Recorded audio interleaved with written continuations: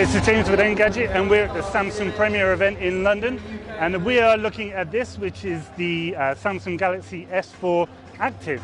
Obviously, it's the ruggedized version of this, which is the plain old vanilla Samsung Galaxy S4. So as you can see, this is just a regular phone. It's even got a little crack in it, which is rather unfortunate. It's something we wouldn't expect to happen with this. With its 5-inch display, which is full HD TFT LCD, it's running the same Android 4.2.2 Jelly Bean with 2 gigabytes of RAM, 16 gigabytes onboard storage, and there is option to expand that with a memory card slot, which we imagine is going to be concealed, obviously, because this thing is waterproof. But before we get to that, we'll cover off the rest of the spec, which is an 8 megapixel camera here with a LED. There's a 2600 milliamp hour battery.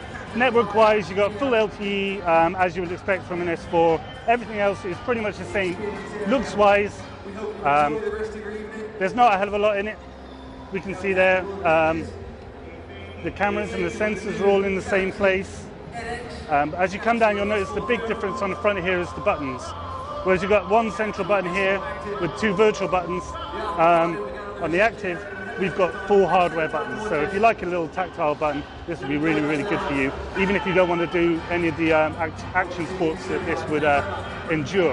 You've got a power button here on this side, volume rocker on that side. Again, very much the same as the Galaxy S4.